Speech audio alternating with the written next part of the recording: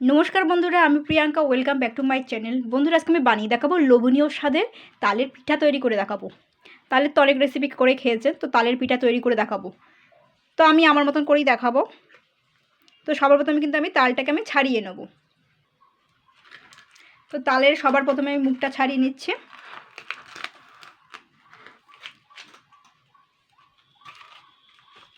দেখুন, এবার আমি তালের এই পাশ দিয়ে যে খোসাগুলো থাকে সেগুলো সুন্দর করে ছাড়িয়ে নেব। পুরো তালটাই কিন্তু আমি ছাড়িয়ে নেব খোসাগুলো।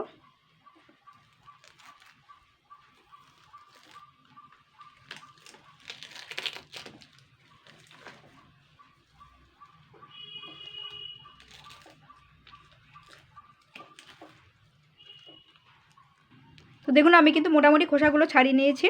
এবারে যে তিনটে আঁটি আছে, এবার আমি একটি পাত্রে আমি তুলে নেব।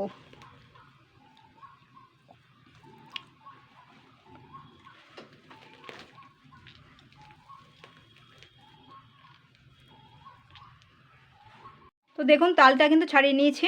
এবার আমি 1 কাপ জল দিয়ে আমি তালগুলোকে ভিজিয়ে রাখবো। তো 15 মিনিট পরে কিন্তু আমি গ্রেট করে নেব। কীভাবে আর কি তালের পাল্পটা বার করতে সেটা আমি দেখিয়ে দেবো। এরকম করে ভিজানো থাকবে। তো 5-10 মিনিট পরে গেলে এমনি আস্তে আস্তে নরম হয়ে যাবে তালের এটা। তো দেখুন, আমি কিন্তু এটা কিন্তু একটু নরম হয়ে গেছে। তো আমি এমনি দেখিয়ে দিচ্ছি, আমার কিন্তু তালের পাল্পগুলো বের করা সব কমপ্লিট হয়ে গেছে। তো আমি কিভাবে করছি সেটা আমি দেখাবো। তো এটা কিন্তু যেরকম নরম, এই তালটা জল দেওয়ার পরে একটু জল দেওয়ার পরে নরম হয়ে গেলে এরকম গ্রেট করে নেবেন। গ্রেট করলে দেখুন তালটা খুব সুন্দর বেরিয়ে আসবে, তালের পাল্পটা।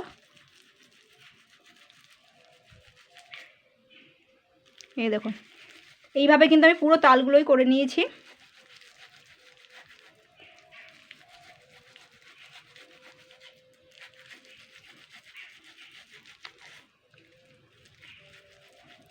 মোটামুটি আমার তালের এটা করা হয়ে গেছে। এইভাবে সবগুলো করে নিতে হবে কিন্তু তালের পাল্পটা এরম করে বের করে নিতে হবে।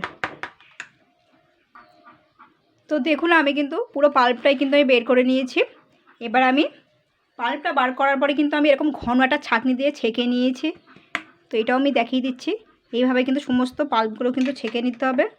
নাহলে কিন্তু এর ছেঁকে না নিলে কিন্তু এর যে ভেতরে যে সুতো সুতো মতন থাকে তালের ভেতরে, এগুলো কিন্তু যা খাওয়ার সময় কিন্তু বেঁধে যাবে। ছেঁকে নেওয়াটা অবশ্যই দরকার।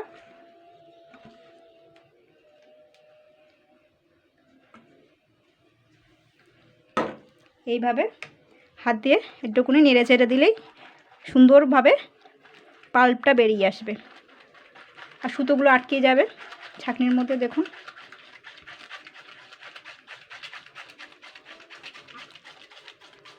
এরকম ঘন হয়েছে। ব্যাস, এবার আমি এতে কি কি উপকরণ দেব।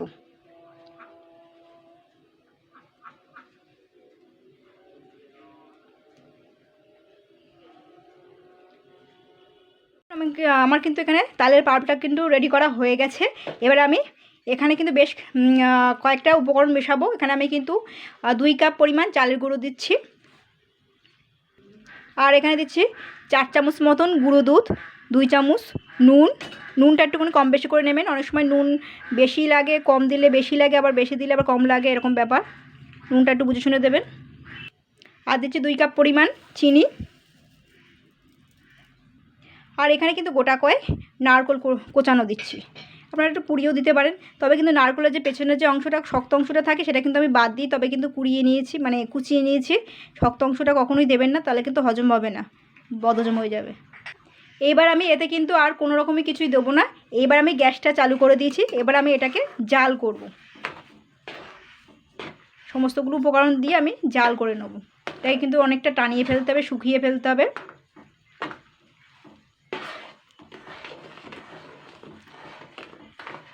তো দেখুন, এরকম নাড়তে নাড়তে ঘন হয়ে যাচ্ছে। তার চিনিটাও কিন্তু খুব সুন্দরভাবে গুলে গেছে, চালের গুঁড়োটাও সুন্দরভাবে মিশে গেছে। এই দেখুন, এটাকে কিন্তু আরেকটুকুনি নাড়াচাড়া করে আরেকটু শুকিয়ে এটা কিন্তু আমি নামিয়ে ফেলবো। নামিয়ে আমি ঠান্ডা করে নেবো কিন্তু।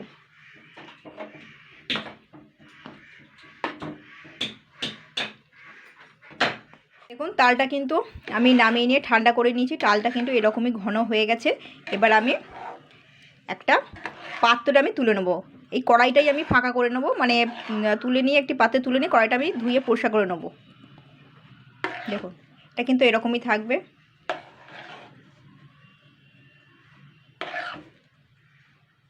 তো দেখুন আমি কিন্তু একটি পাত্রে তুলে নিয়েছি। এবার আমি এতে কিছু কিছু উপকরণ দেবো আবারও। তো এখানে কিন্তু আমি 1 কাপ পরিমাণ ময়দা দিয়ে দিচ্ছি এটা,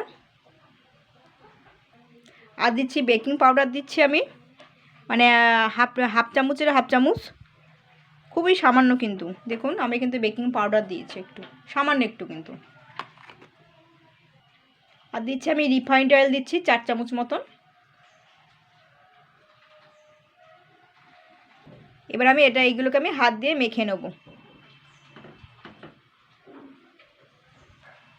ভালো করে কিন্তু মেখে নিতে হবে।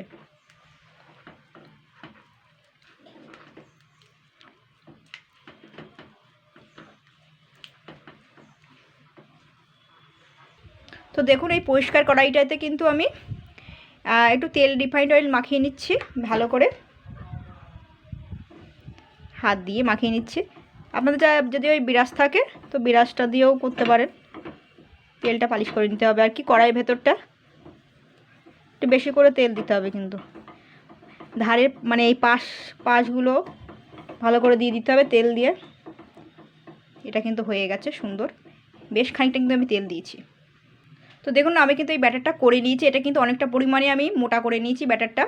তো এটা কিন্তু এর মধ্যে কিন্তু আমি এক কাপ যে ময়দাটা ব্যবহার করেছিলাম তারপরেও কিন্তু আমি 1 কাপ ময়দা আর বেকিং পাউডার প্লাস বেকিং সোডাও আমি কিন্তু দিয়েছি। বেকিং পাউডারটা দেওয়া ছিল, তো বেকিং সোডাটাও তারপর আমি অ্যাড করেছি কেকটাকে এই পিঠাটাকে ফাঁপানোর জন্য। এবার আমি কড়াইটার মধ্যে ঢেলে দেবো, দেখতেই পাচ্ছেন কতটা পরিমাণে মোটা হয়েছে। আমি 2 কাপ পরিমাণ ময়দা দিয়েছি, মানে মোটামুটি ব্যাটারটা আপনাকে এরকম করতে হবে। পুরোটা দিয়ে দিচ্ছি। তো দেখুন আমি কিন্তু সমস্ত কিছু কিন্তু সেট করা হয়ে গেছে, একটু ট্যাপ করেও নিতে হবে।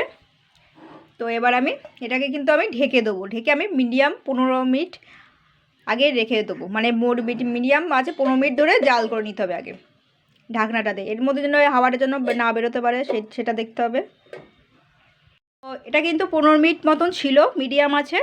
তো দেখবো কত দূর হয়েছে। দেখুন কেকটা কিন্তু একদম ফুলে গেছে, তো এখনও কিন্তু হয়নি। এবার আমি ডেকোরেশনের জন্য এখানে কিছু কিছু উপকরণ দেবো। গ্যাসটা কিন্তু এখনও চালু আছে।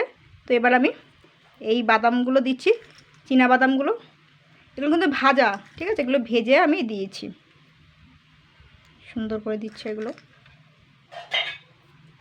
এখনও কিন্তু এগুলো হচ্ছে, মিডিয়াম আছে।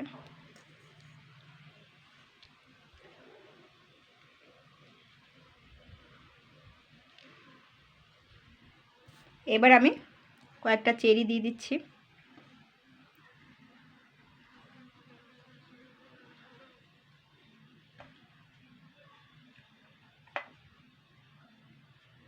দেখুন আমি কিন্তু সবগুলো দিয়ে দিয়েছি। এবার আমি আবারও 5 মিনিটের জন্য ঢেকে দেবো, মিডিয়াম আছে, আমি আবার জাল করে নেবো, যেহেতু কিন্তু এখনও হয়নি। দেখুন এখানটা পুরো কাঁচা আছে। তো দেখুন বন্ধুরা এটা কিন্তু হয়ে গেছে, হাতে লাগছে না। এবারে আপনারা এখান থেকে ছুরি দিয়ে কেটে কেটে তুলে নিয়েও খেতে পারেন। দেখুন, তো বন্ধুরা এবার ট্রাই করবেন।